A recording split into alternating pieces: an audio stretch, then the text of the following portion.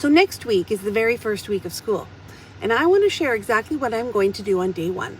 My name is Sandra. I've been teaching in the K-3 classrooms for over 30 years. So this year's a little different for me. I've moved schools and I'm stepping into the classroom of a teacher who retired last year. In my district, the first few days are kind of unique. We actually get last year's class for a bit while enrollment numbers settle. Sometimes it's a couple of days, sometimes it's the whole first week.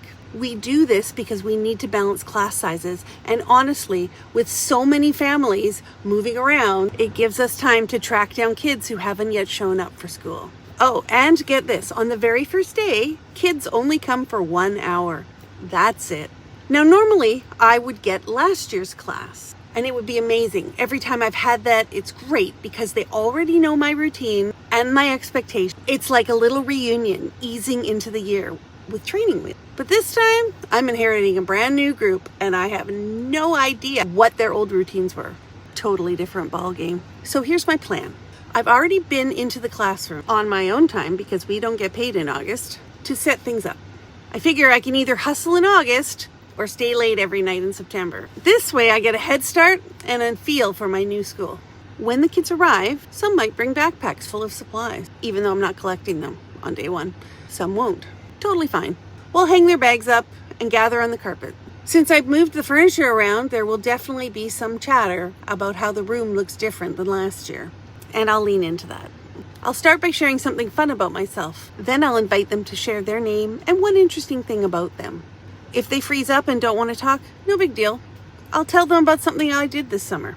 And then we'll do a little class inventory. For example, raise your hand if you went to the big summer fair this year. Did anyone eat cotton candy? Or did anybody ride the Ferris wheel? What was your favorite ride? Raise your hand if you went camping this summer. Stand up if you camped in a tent. Stand up if you camped in a trailer. Stand up if you slept in a cabin.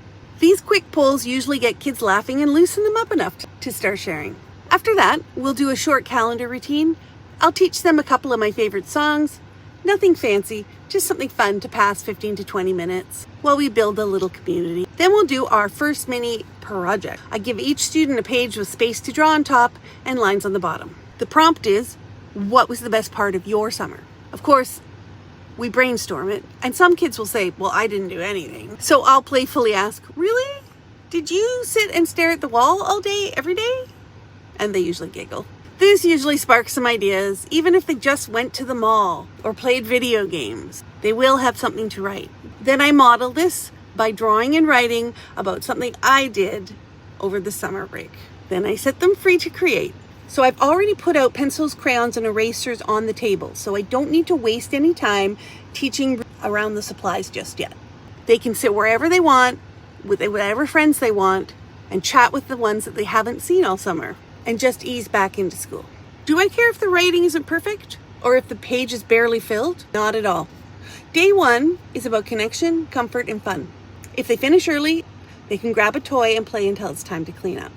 And that's it. My simple, stress-free plan for the very first day of school. I'm going to sit down at the end of my first day next week and do a little debrief and tell you exactly what I actually did do. So tune in later and find out what I'm going to do. Tomorrow, I'm going to post up my plans for day two.